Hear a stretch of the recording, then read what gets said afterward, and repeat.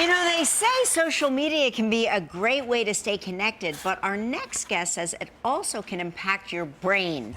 Here he is. He's a neuroscientist from the University of Washington School of Medicine. Please welcome Dr. Tommy Wood. Hi. Welcome. Thank you. Okay, you know, you were saying that sometimes social media can trigger feelings of isolation and loneliness. And what do you think is the root cause of that? Just seeing images of people enjoying themselves?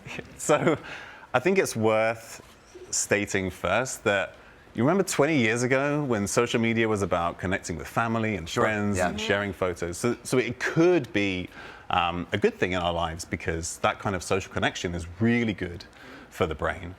However, that's not really what's on social media nowadays. And like you mentioned, there's this effect of social isolation, and I think we're appreciating that society is increasingly isolated. And there's a response that the body has to being isolated, and it's a survival mechanism.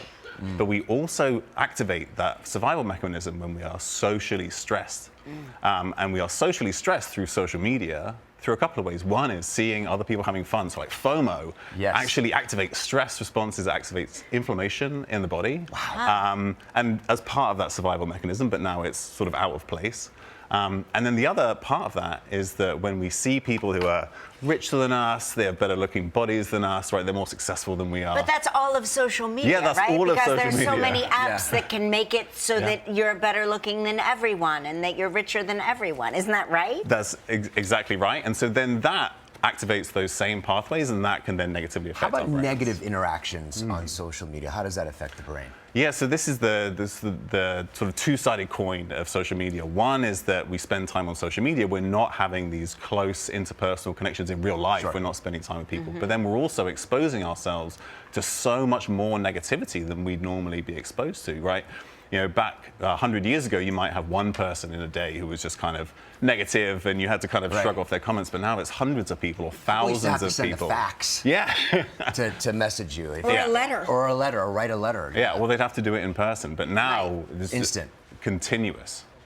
And so how can we engage in social media in a way that affects us less negatively? So some people just like to go cold turkey. I know you've done that yourself.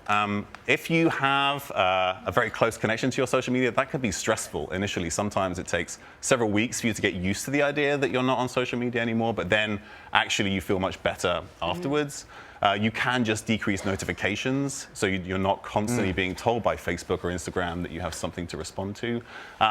One thing is unfollow people who make you feel less about yourself because either they're negative or they're posting stuff that makes you think that you should be more when you're not. And then use it to, in the way that it was designed initially. You know, spend more time connecting with family, sharing photos, maybe be part of interest groups, things that you want to spend more time on.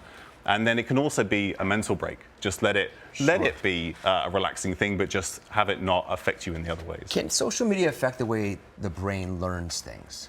Yeah, this is interesting because there's when we first learn something, we encode it in our brains, but then it needs to be consolidated. This idea that has to be sort of put permanently in our brains. When we first learn something, that information is fragile.